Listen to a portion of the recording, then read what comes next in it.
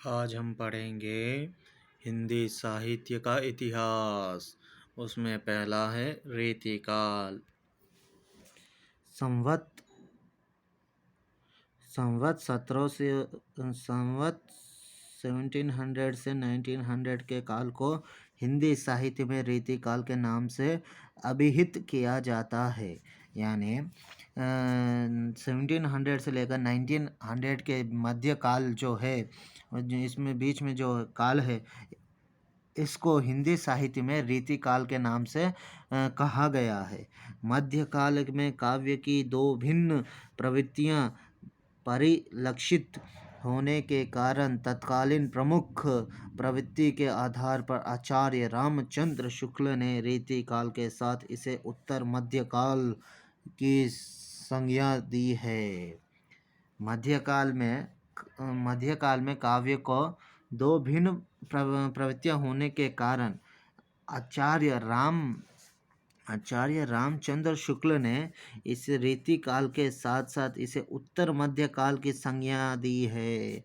इस काल के काव्य में श्रृंगार की धारा प्रवाहित होने के कारण डॉक्टर विश्वनाथ प्रसाद मिश्र ने इसे श्रृंगार काल नाम दिया है। इस काल के काव्य में श्रृंगार यानी मेकअप की धारा, श्रृंगार को हम इंग्लिश में मेकअप कहते हैं, श्रृंगार की धारा प्रवाहित होने के कारण डॉक्टर विश्वनाथ प्रसाद मिश्र ने इसे श्रृंगार काल कहा है, यानी नाम दिया है।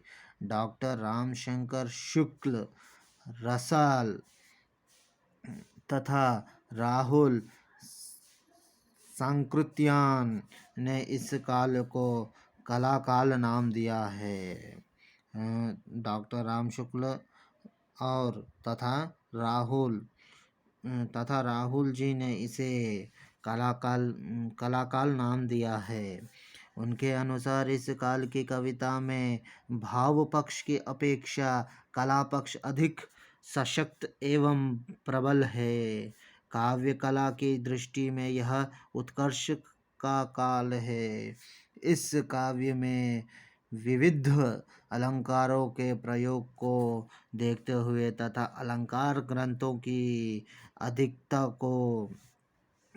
को देखते हुए मिश्र बंधुओं ने इसका नामकरण अलंकृत काल किया था। इस काल के संपूर्ण काव्य को धाराओं में विभक्त किया गया है। इस काल को तीन धाराओं में संपूर्ण काव्य को तीन धाराओं में विभक्त किया गया है। पहला है रीतिबद्ध काव्य धारा, दूसरा है रीतिमुक्त काव्य धारा, तीसरा है रीतिसिद्ध काव्य धारा। आइए जानते हैं पहला रीतिबद्ध काव्य धारा। इस काल में अधिकांश काव्यों ने लक्षण ग्रंथ और लक्ष्य ग्रंथ दोनों का एक साथ निर्माण किया है। इस काव्य काल में कवियों ने जो कवि थे, उन्होंने लक्ष्य ग्रंथ और लक्षण ग्रंथ और लक्ष्य ग्रंथ दोनों का एक साथ ही निर्माण किया है। जिन कवियों ने काव्य की रीति की परिपाटी का पालन करते हुए लक्षण और लक्ष्य ग्रंथ का निर्माण किया, उन्होंने रीतिबद्ध कवि कहा गया। जिन कवियों ने काव्य की रीति की परिपाटी का पालन करते हुए जिन्होंने काव्य की रीति परिपाटी का पालन करते हुए लक्षण और लक्ष्य ग्रंथ का निर्माण किया, उन्हें रीतिबद्ध कवि कहा गया है।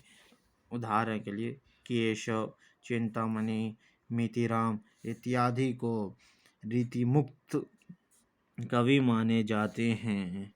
आइए जानते हैं रीतिमुक्त काव्यधारा रीतिमुक्त से तात्पर्य उन रचनाओं से हैं जिन्होंने काव्य शास्त्र के नियमों के आधार पर रचना न कर स्वतः सुखाय रचना की थी।